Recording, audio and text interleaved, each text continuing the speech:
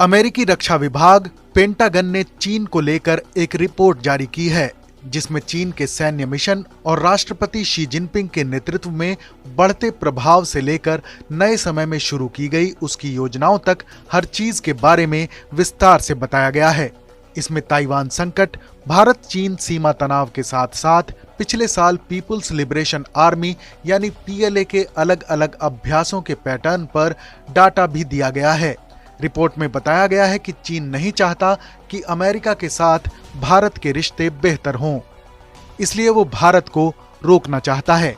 Pentagon की report में कहा गया है कि सीमा पर तनाव कम करने के लिए चल रही राजनयिक और सैन्य बातचीत के बावजूद चीन ने भारत के साथ एलएसी पर अपने दावों को साबित करने के लिए सामरिक कार्रवाई करना जारी रखा है। इसके साथ ही उसने भारत को अमेरिका के साथ अपने रिश्तों को गहरा करने से रोकने की पूरी कोशिश की है। पेंटागन नियमित रूप से पूर्वी लद्दाख में भारत चीन तनाव और सैन्य गतिरोध पर अमेरिकी कांग्रेस को रिपोर्ट सौंपता है। पेंटागन ने कहा कि चीन अपने पड़ोसियों, खास तौर पर भारत के साथ आक्रामक व्यवहार कर रहा है।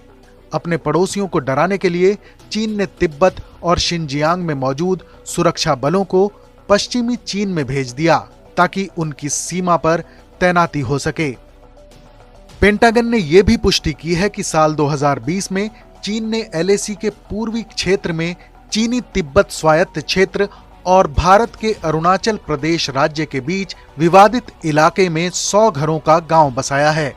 इसी साल जब भारत के साथ तनाव चरम पर था तो भी चीन नहीं रुका। उसने पश्चिमी हिमालय के दूर दराज के इलाकों में एक फाइबर ऑप्टिक नेटवर्क स्थापित किया ताकि आसानी से संचार व्यवस्था को सुधार कर विदेशी दखलंदाजी को रोका जा सके। रिपोर्ट के मुताबिक चीनी सेना के फील्ड कमांडरों को इससे काफी फायदा मिला। इस दौरान इन्हें रियल टाइम आईएसआर यानी इंटेलिजेंस, सर्विलांस और रिकॉनिसेंस और बाकी जरूरी डेटा पर नजर बनाए रखने में मदद मिली। इससे फैसले लेने और कम वक्त में प्रतिक्रिया देने में आसानी होती है। पेंटागन की इस रिपोर्ट का शीर्षक military and security developments involving the people's republic of China है।